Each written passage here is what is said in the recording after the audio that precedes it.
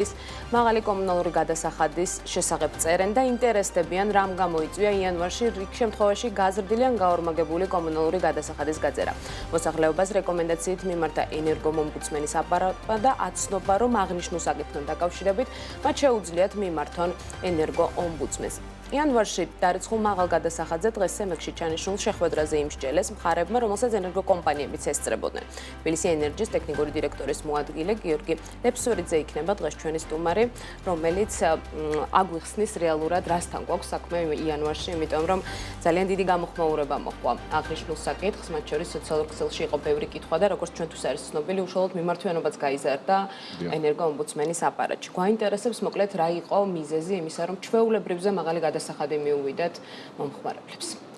მოგესალმებით, მივესალმებით თქვენ მაყურებელს. მინდა თავიდანვე რამდენიმე მითი მაყურებლებისთვის გასაგებ ენაზე, რაც ყოველწლიურად მუსირებს, მე მინდა გითხრათ, რომ 1998 წლიდან მუშაობ ამ სექტორში და შესაბამისად ყოველი წლის დეკემბერი და იანვარიში მუდმივად მუსირებს ეს თემა, რომ მეტი გადასახადი მიუვიდა თბილისში, საქართველოში არსებულ უამრავ აბონენტს, რაზეც არის მუდმივი პრეტენზია.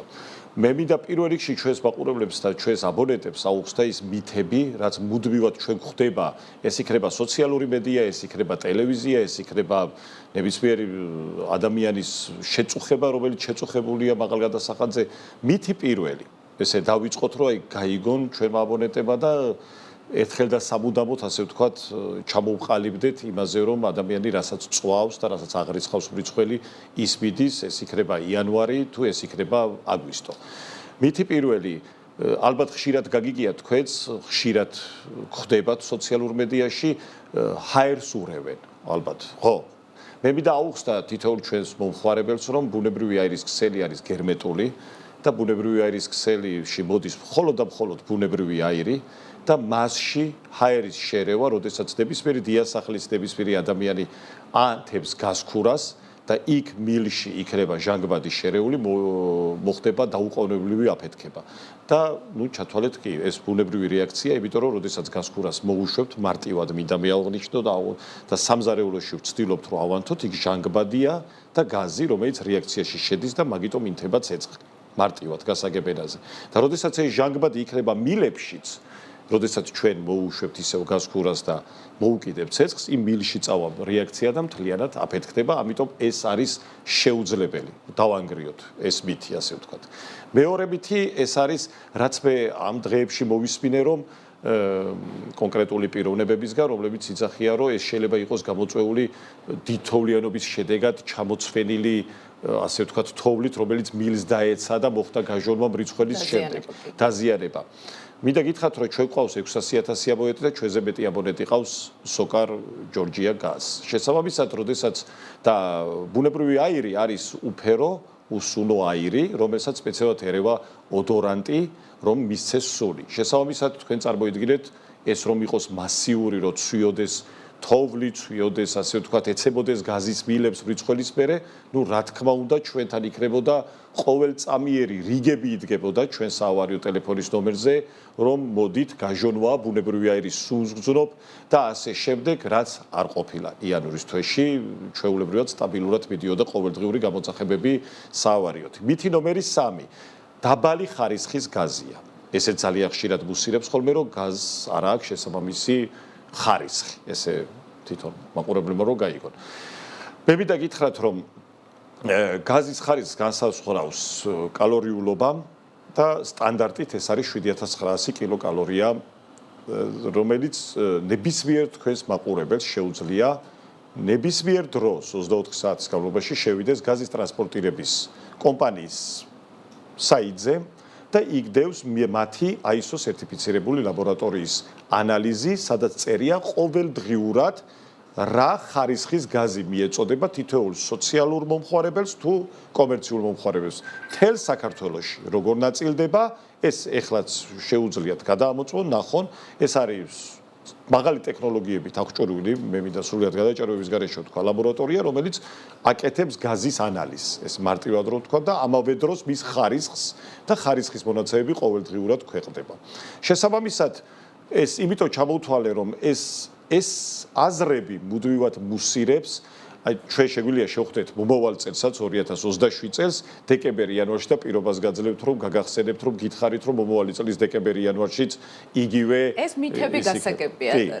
რასთან მქონდა მაშინ ამ შემთხვევაში საქმე? ეხლა რასთან მქონდა საქმე? მათ შორის მომხმარებლების მხრიდან გვესმის რომ ჩვეულებრივზე წინა წლებში მაგალითად მსგავსად არ ყოფილა სხვაობა გასულ თვეებსა და იანვარს შორის. აი წელს რამ განაპირობა? აი თუ შეგვიძლია რომ ეს შარშანაც მაგიტო გითხარით რომ შარშანაც ეგრე იყო და შარშან წინაც ეგრე იყო. ყოველ წელს დეკემბერ-იანვარში მუდმივად იწყება, ასე ვთქვათ, ესეთი აზვირთება ამ აზრის, რომ წელს მოგვივიდა ბევრი. მე მინდა დავაწყნარო თითოეული ჩვენი მოქალაქე და ვუთხრა, რომ რაც დაწვეს, ის მიუვიდათ.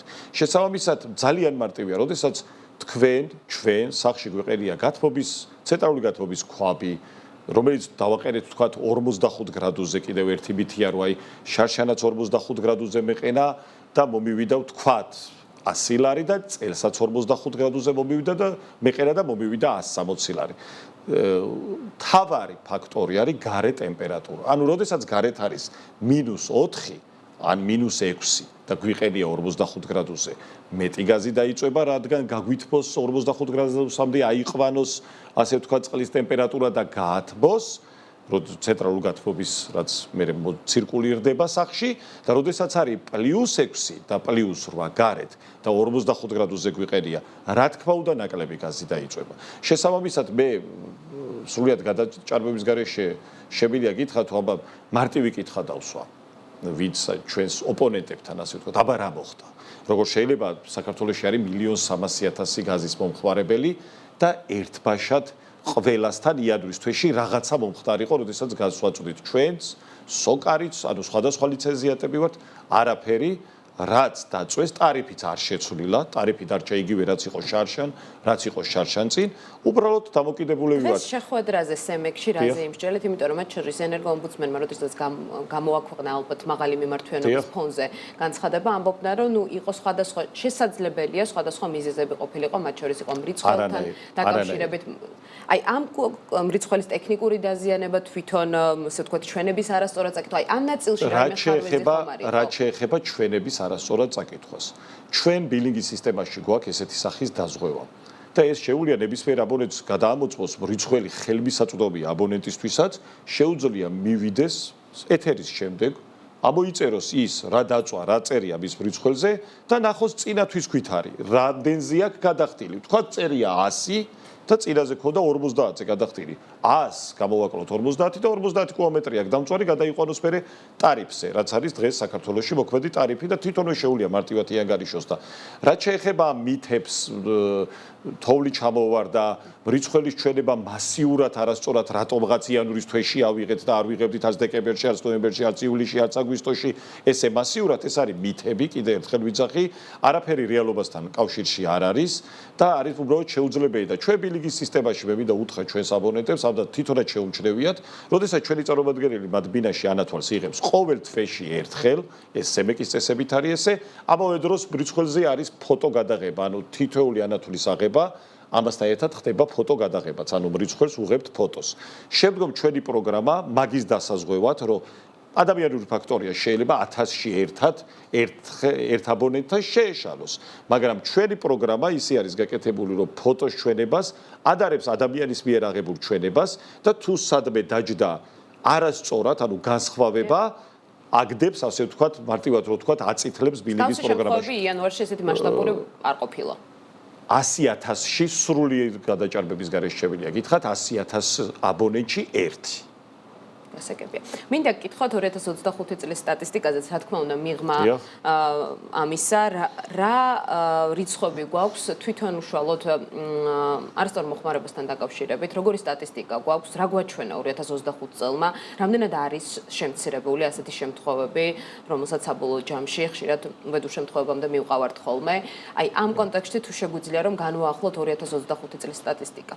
ჩვენ შევაჯამეთ 2025 წელი, მე მინდა გითხრათ პირველი ბოლოდან დავიწყებ, რომ საგრძნობლად არის შემცირებული სტატისტიკა და ჩვენ ამას ბჭყალებში ვაბრალებთ მედიის სერიოზულ თანადგომას, ამავე დროს, რა თქმა უნდა, ჩვენი თანამშრომლების 24 საათიან მუშაობას ჩვენ მართლა მომართულები ვართ დაახლოებით 6-7 წელია რომ რამენაირად მივაღწიოთ იმ რიცხვს რომ უბედური შემთხვევები ერთ წელიწადში ერთ კალენდარულ წელიწადში დავიყვანოთ ნულამდე ანუ არ მოხდეს არც ერთი გარდაცვალება რა თქმა უნდა მაკეთკენ მივდივართ რა თქმა უნდა იყო 2025 წელს ჩვენ და საუბედუროთ კიდევ იყო უბედური შემთხვევები 6 ადამიანია გარდაცვლილი დადასტურებულად CO2 ინტოქსიკაციით და მოხდა რამდენიმე აფეთქება სადაც 7 ადამიანმა მიიღო დამწვრობა და შემდგომ გამოჯამრთელდნენ და შესაბამისად ეს სტატისტიკა ბევრად გაუმჯობესებულია თქვენ რო აიღოთ 2019, 2018, 2017 წლის სტატისტიკა ათეულობით გარდაცვლილი და ინტოქსირებული იყო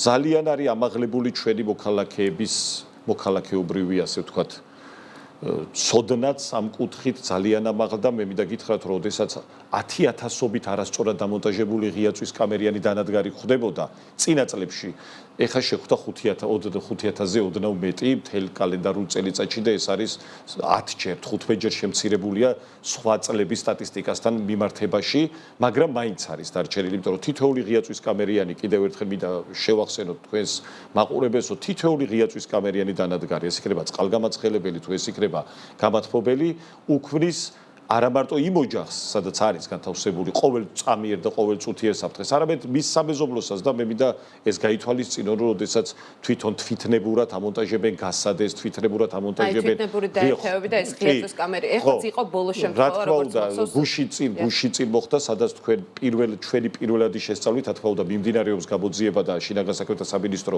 დადებს გამოძიების დასკვნას, მაგრამ ჩვენი პირველადი შეფასებით გარდაცვალება მოხდა 2 ადამიანის და შესაბამისად ალბათ სავარაუდოდ გადაცვალების მიზეზი იყო CO. ნახშირჟანგი, იმიტომ რომ ჩვენ ამ ბინაში აღმოვაჩინეთ თვითნებურად დამონტაჟებული ეგრეთ წოდებული გამათბობელი ნიკალა, რომელიც უკვე მთელმა საქართველოს იცის ალბათ რა არის ნიკალა, ეს ღია წვის კამერიანი გამათბობელი და თვითნებურად დამონტაჟებული ისიც ღია წვის კამერიანი წყალგამაცხელებელი. მე პირადად უშუალოდ ჩემს გეუბნებით, ამდენი დარღვევა ერთ კონკრეტულ ბინაში, ანუ ყველა დარღვევა რაც შეიძლება ჩვენმა მოქალაქემ ჩაიდინოს ბინაში, ჩაიდინოს ჭყალებში, რა თქმა უნდა და გაზის კუთხით, ყველა ერთად იყო ამ ბინაში თავმოყრილი, რაც საუბედუროდ დამთავრდა გარდაცვალებით ამ 2 ადამიანის ღია წვის კამერიანი დანადგარების გამოყენების შედეგად. სავარაუდოდ, იმიტომ რომ ველოდებით ექსპერტების დასკვნას. პეტრე გიორგი, მინდა გითხოთ ავარიულ გათიშვებზეც. ამ კუთხით როგორი გვაქვს სტატისტიკა წლიდან წლამდე 2025 წელი მათ შორის რომ შევაჯამოთ, ახლა ბოლო მაგალითადაც მოვიყვან, როგორც ვიცი, იყო ავარიული გათიშვა, რომელიც დაახლოებით 18500 აბონენტს შეეხოთ, მაგრამ როგორც ვიცი, აღდგენის სამუშაოები დაწყებულია, როგორც უახლოეს საათებში დამთავრდება ჩართვა უკვე გაზის. აი ამ კონტექსტშიც გვაინტერესებს მოკლედ რამდენად ხშირია და რა ტიპის დაზიანებებთან გვაქვს ხოლმე საქმე, იმიტომ რომ მინდა გავიხსენო გასული წლის შემთხვევას, როდესაც ძალიან მასშტაბური დაზიანება იყო და მაშინ რაღაცნაირად თითქოს იკვეთებოდა იურიდიული პირების, კონკრეტული იურიდიული პირების ბრალეულობა. აი ამ ნაწილში მე მინდა გითხრათ, რომ სტატისტიკით და პირადი შეხედულებითაც ეგრეა და ამდენი წლიანი გამოცდილებითაც 90%, რასაც ქვია ავარიული გათიშვა, ანუ ავარიული გათიშვა სხვა არის და წინასწარ დაგეგმილი გათიშვა, სადაც ჩვენ ვაცნობებთ ჩვენ მოქალაქეებს რამდენიმე დღით ადრე რომ ამ საათიდან ამ საათამდე გათიშება, ეგ სხვა არის, არ მინდა რომ აერიოთ ერთმანეთში. 90%-ზე მეტი ავარიული გათიშვების გამოწვეულია მესამე პირების მიერ, იმიტომ რომ ავარიული თვითონ სიტყვა თავში მოიცავს, რომ იქ რაღაც მოხდა. შესაბამისად უმეტესობა პრაქტიკიდან და სტატისტიკიდან გამომდინარე ხდება, როდესაც მესამე პირი ეს იქნება სხვადასხვა კომპანიები, სხვადასხვა მიზნით მიმდინარე სამუშაოები, აღარ დავკონკრეტდები, თბილისში ხო ზოგი საძირკვეს თხრის, ზოგი კომუნიკაციას ცვლის და ასე შემდეგ. ეს არის სხვადასხვა მესამე პირების მიერ ჩვენი ქსელის დაზიანება, როდესაც ჩვენ იძულებულები ვხდებით, რომ ეს დაზიანება რადგან აღმოსაფხვრელია და დროულად არის ის გაზის ჩასართავი, გავთიშოთ გაზის მიწოდება კონკრეტულ იმ არეალზე, რა არეალსაც ამარაგებდა აღნიშნული გაზსადენი, შესაბამისად მე აღდგეს, ასაც დრო ჭირდება და გააჩნია დაზიანების ხარისხზე, ბოლო დაზიანება, რასაც თქვენ აღნიშნეთ და დაუბრუნდები მაგას, რაც თქვენ ეს იყო 500 მმ-ია, საშუალო წრევის 500 მმ-იანი დიდი გაზსადენი, ანუ დიდი დიამეტრის გაზსადენია, მომხდარი დაზიანება, რომელიც აღდგა და შესაბამისად უკვე როგორც აღნიშნე, რამდენიმე საათში უკვე აღუდგება 18000-ვე აბონენტს გაზმომარაგება. ამიტომ ავარიული გათიშვას რა თქმა უნდა მიკვლევადია ჩვენს მიერ დადგენილი პროცედურის მიხედვით ხდება საპატრულო პოლიციის გამოძახება ყველა ავარიულ გათიშვაზე დადგენილი პროცედურაა რომ უნდა გამოვიძახოთ საპატრულო პოლიცია ჩვენმა თანამშრომლებმა იძახებენ საპატრულო პოლიციას და შესაბამისად შემდგომ უკვე ძალიან ადვილად მიკვლევადია ის ადამიანი ის კომერციული ორგანიზაცია რომელმაც სამშენებლო სამუშაოებს უკავშირდება ხოლმე მაგას ვერ ვიტყვით სამშენებლო სამუშაოები დამატებული სხვადასხვა კომუნიკაციების რეაბილიტაცია, ახალი კომუნიკაციის გაყვანა, კი იცით, ხა საქართველოს უამრავი კომპანია, რომელიც კომუნიკაციების სფეროშია დაწყებული ტელევიზია, ინტერნეტი, დამთავრებული და ასე შემდეგ. ჩვენი კომპანია, ჩვენნაირი კომპანიებით, ასე ვთქვათ, GVP-ით, Telas-ით, Energoprot-ით და ასე შემდეგ. ხშირად ან კონტრაქტორებით. გასაგები და ბოლოს მინდა გკითხოთ შეჯამების კუთხით, როგორი 2026 წლის გეგმები თქვენს შემთხვევაში რა სამუშაოების განხორციელებას აპირებთ, თუ შეგვიძლია მასშტაბური რამოდენიმე პროექტი დავაანონსოთ, გვაინტერესებს მოკლედ ამ კუთხით. გეგმა როგორია საინვესტიციო? პირველი, საინვესტიციო გეგმები ჩვენ გვაქვს ყოველწლიურად ვახორციელებთ უზარმაზარ ინვესტიციას, ჩვენ ვდებთ ხოლმე ჩვენ ანგარიშებს, წელსაც იგივეა დაგეგმილი.